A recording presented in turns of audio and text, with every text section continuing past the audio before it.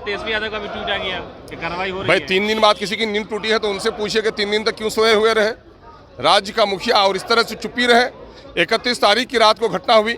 31 तारीख को जब दुकानें जलाई गई, लूटी गई, मस्जिद के मीनारे तोड़े गए, भगवा झंडा बांधा गया, और वो भी आप ले गए लहड़ी थाना के बगल में मुरारपुर की जो मस्जिद है 10 कदम पर है, वो सारा कुछ, और ये सारा कुछ पुलिस के सामने में हुआ है।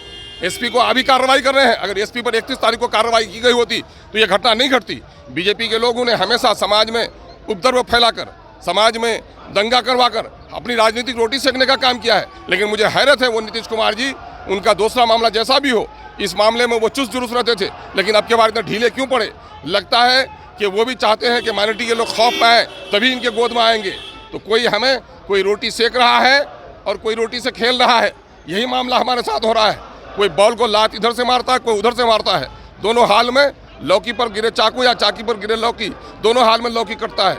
इसलिए मुस्लिम अक़लियत का बुरा हाल है बिहार में। न जान, न इज्जत, न आबरू, न दुकान, न मकान, कोई चीज़ हमारी नहीं है। पिछले दिनों 1 महीने से ही मॉब लिंचिंग्स हुए हैं।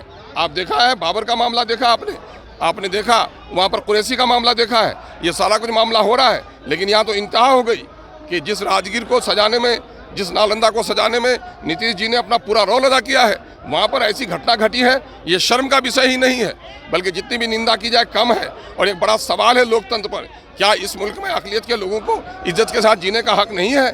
क्या इस मुल्क की आज़ादी में उनका हिस्सा नहीं? क्या भारत की धरती में उनका हिस्सा नहीं? क्या लोग उसे गुलाम बनाकर उसके रंग से होली खेलना चाहते हैं लोग? ये बर्दाश्त नहीं किया जाएगा। इसलिए हम सरकार को इंतबाह कराना चाहते हैं कि आप फौरी तौर पर ऐसे लोगों को गिरफ्तार कीजिए, और जिन पुलिस अफसरों के लापरवाही के नतीजे में घटना घटी है, ऐसे तमाम तर लोगों पर कार्रवाई कीजिए। फसाद कर रहे थे लोग, लेकिन पुलिस के सामने में कर रहे थे।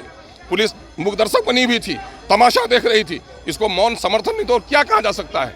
जब राज्य की पुलिस ही मौन समर्थन दे किसी घटना को, तो उस घटना को कौन रोक सकता है? इसलिए जो कुछ भी हुआ है वो सरकार की लापरवाही, कोताही और नाकामी का नतीजा है। और सरकार ऐलान करे, आपने ऐलान किया है कुछ, लेकिन आपने अब तक ऐलान क्यों नहीं किया? आप टैक्स लेते हो, मेरे जान की, मेरे माल की, मेरे इज्जत की, आबरू की पहरेदार हो, और आपने अब तक ऐलान नहीं किया कि जिन लोगों का क्षति हुआ है, क्षति का आकलन करके उनको मुआवजा दिया जाएगा। डिजिटल मॉल में 10 करोड़ का सामान लूट लिया गया। फुटेज है कि वहाँ से इलेक्ट्रॉनिक के सामान लोग ले जा रहे हैं, ये सारी तस्वीर है। क्यों नहीं वहाँ पर जितने CCTV हैं उनको अब तक खंगाला गया? अब मुजरिमों में जो सरगना लोग अभी भी फिर रहे हैं। ये सरफिरे फिर न जाने क्या करेंगे। इसलिए ये हमारे लिए बड़ा सवाल है और चिंता का विषय है। हमारी जान, माल, इज्जत, आबरू कोई भी, यकीनन सदन में हूँ, दरवाजे पे हूँ, अंदर। ये लो, मुंह मीठा करो। आज मैंने अपना जॉब छोड़ दिया, अब हम पूर्णिया वापस जाएंगे। जॉब छोड़ दिया है?